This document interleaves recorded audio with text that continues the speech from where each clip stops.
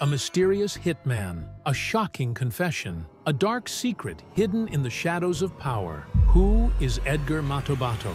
Edgar Matobato was an ordinary man until he wasn't. Born in the Philippines, he became a self-proclaimed assassin for the infamous Davao Death Squad, allegedly a secret hit squad operating under the orders of powerful figures. In 2016, Matobato shocked the world when he testified before the Philippine Senate. He claimed he was a member of a group responsible for hundreds of extrajudicial killings.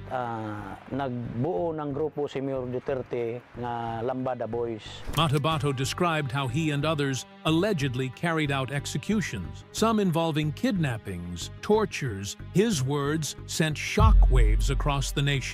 Ang trabaho namin, pumatay ng drug pusher, kidnapper, hold-upper, rapist. Yan ang trabaho ko.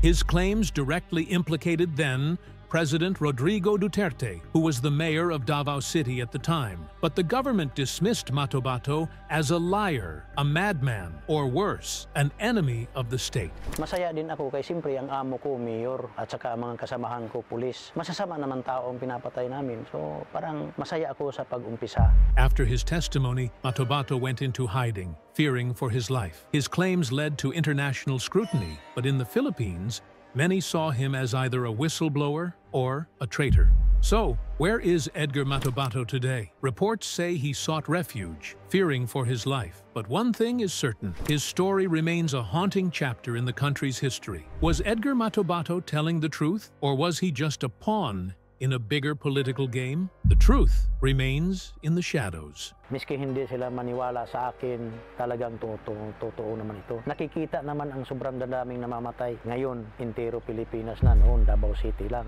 Pero ang masakrap lang dito, ang mga malalaking drug pusher hindi namamatay. Yung namamatay talaga, mga maliliit lang, yung nakasinilas lang. Pero yung mga drug lord ng mga Chinese, walang namamatay sa Davao. Wala kaming napatay nga mga drug lord. Wala. What do you think? Let us know in the comments below. Don't forget to like, share, and subscribe for more deep dives into the world's biggest mysteries.